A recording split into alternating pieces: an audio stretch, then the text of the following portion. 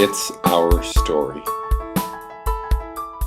John Holland, Denver, Colorado. If you understand Wade's roots, he's marched at Selma, and he understands this movement concept and was very, very moved by King and strategized his plan all the time around King. You know, passive non-resistance and nonviolence, and but you stay until you get what you get what you want.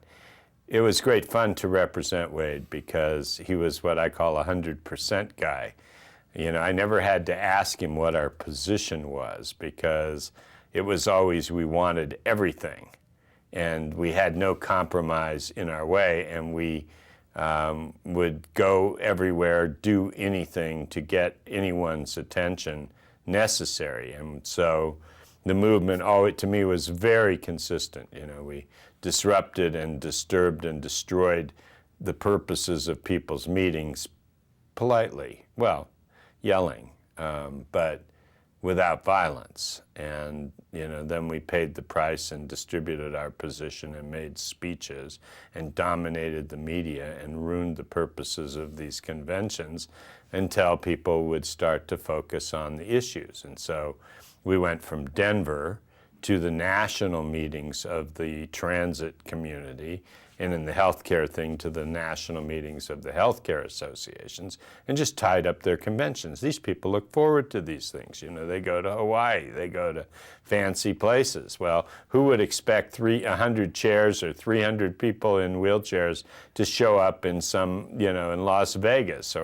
And you know, so we got into a lot of trouble, and I'd spent a lot of my time representing just on ordinary stuff while we were pursuing the litigation in buses. And while Wade was demonstrating, we were litigating, and RTD became demoralized and stipulated to retrofit that entire fleet of buses.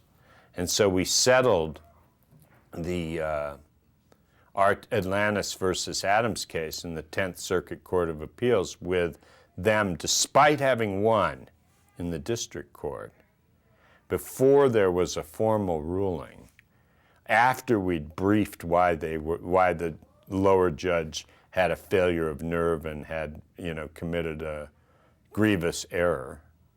RTD decided to take credit for the change. And so between law and activism, which was our prescription, and my understanding of my role was, well, we can try it, because what would it hurt? And if it worked, great. So like the nursing home litigation worked. It took a long time, but it worked. The RTD litigation worked also, but it took the pressure of demonstration to secure that victory. And, you know, we always laughed with each other and discussed, well, who did what? But, you know, clearly in my mind, as brilliant as was the litigation, far more brilliant was the demonstration. And so the fusion of law, demonstration, and media was a fascinating calculus, which I think Wade and I packaged for him to take across the land. And other lawyers would become involved, and other lawyers would do the same litigation and other demonstrations.